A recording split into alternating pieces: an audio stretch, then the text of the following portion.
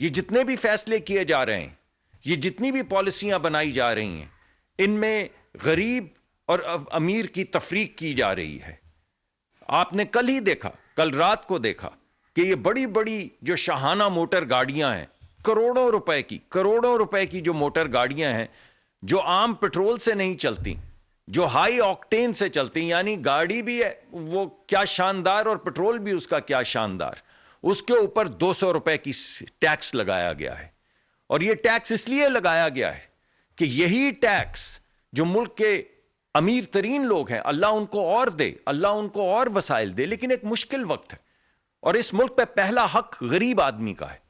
تو اس غریب آدمی کو اس کا حق پہنچانے کے لیے امیر ترین لوگ جو کروڑوں کی 8-10 کروڑ روپے کی گاڑیاں چلا رہے ہیں، ان پہ 200 روپے اضافی ٹیکس لگایا گیا ہے تاکہ غریب کا بوجھ جو ہے وہ ختم کیا جا سکے۔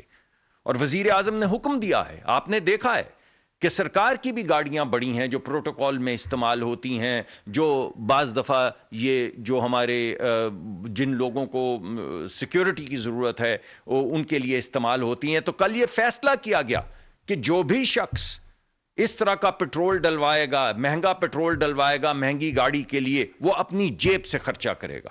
تو آج کے بعد جو گاڑی آپ کو نظر آئے جو ہائی آکٹین پہ چل رہی ہے، اگر وہ سرکار کی ہو تو اس کا خرچہ وہ شخص برداشت کر رہا ہے جو گاڑی کے اندر بیٹھا ہے، اور وہ بھی صرف چیدہ گاڑیوں کو اجازت دی گئی ہے۔ یہ میں بات واضح کر دوں کہ سرکار نے تمام گاڑیاں اپنی گراؤنڈ کر دی ہیں، اور اس طرح کی کچھ گاڑیاں جو ماسوا ان اہم معاملات کے لیے ہیں جن میں سیکیورٹی کی ضرورت ہے، ان کے علاوہ کسی جگہ پہ یہ گاڑیاں اب استعمال نہیں کی جائیں گی۔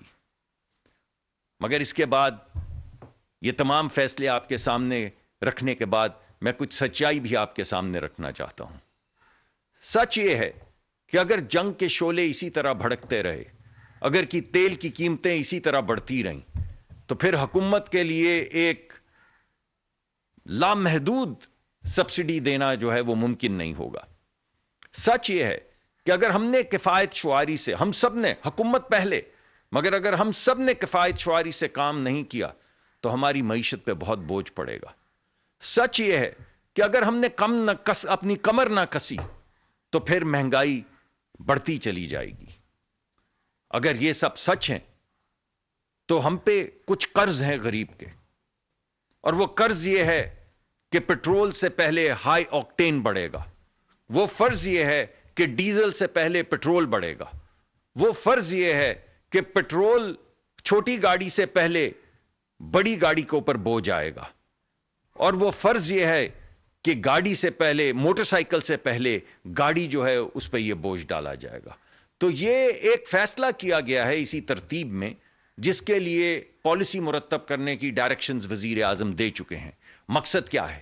مقصد صرف یہ ہے کہ بتدریج غریب کو بچایا جائے، اور وہ بوجھ ایک مشکل وقت میں بڑے بھاری دل کے ساتھ وہ لوگ جو صاحب حیثیت ہیں، جن کو اللہ نے بہت دیا ہے، وہ بوجھ وہ لوگ اٹھائیں۔ حکومت پہلے اٹھائے، اس کے بعد ملک کے صاحب حیثیت لوگ اٹھائیں، اور دونوں مل کر غریب کو بچائیں۔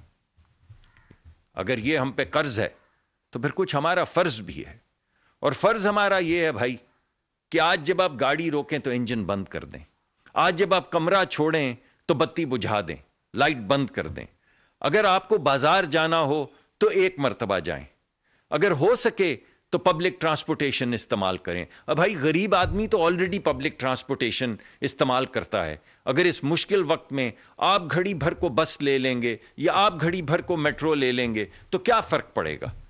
تو یہ ہیں ہمارے وہ فرائض، اور فرض یہ ہے کہ ہم یہ آج کریں اور ابھی کریں۔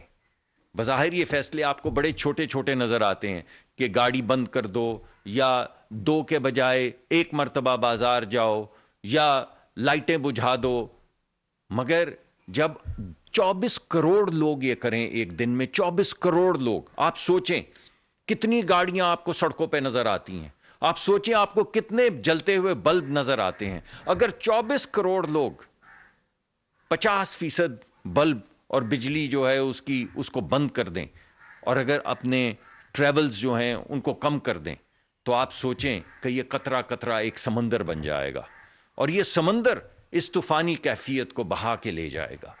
تو یہ ہمارا فرض ہے، ہمارا آپ سے یہ وعدہ ہے, وزیر اعظم کا یہ آپ سے وعدہ ہے کہ اگر بوجھ پڑا تو حکومت, عوام سے پہلے حکومت, غریب سے پہلے امیر اور سرمایہ دار سے پہلے مزدور.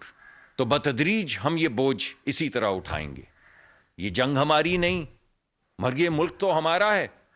پہاڑوں سے لے کے صحراؤں تک یہ ملک تو ہمارا ہے.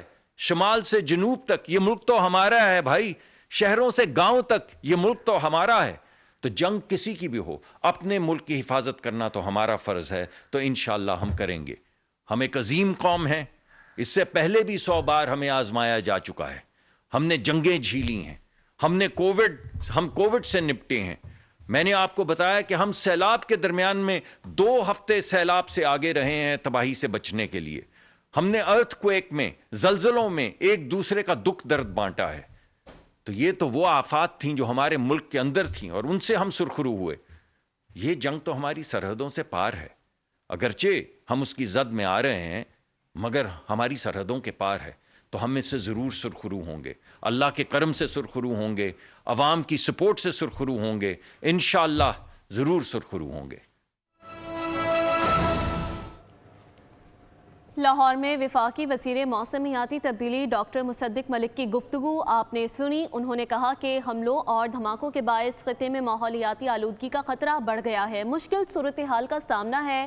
خطے میں پھیلنے والی آگ ہمارے گھر کی دہلیز پر آ رہی ہے. اگر ہم نے کفایت شعاری سے کام نہ کیا تو معیشت پر گہرا اثر پڑے گا. وفاقی وزراء مشیروں کے دوروں پر پابندی عائد کر دی گئی ہے. انہوں نے مزید کہا کہ حکومت نے لگژری گاڑیوں کے فیول پر 200 روپے ٹیکس عائد کر دیا ہے. سبسکرائب کریں اور بیل دبائیں تاکہ کوئی خبر رہ نہ جائے.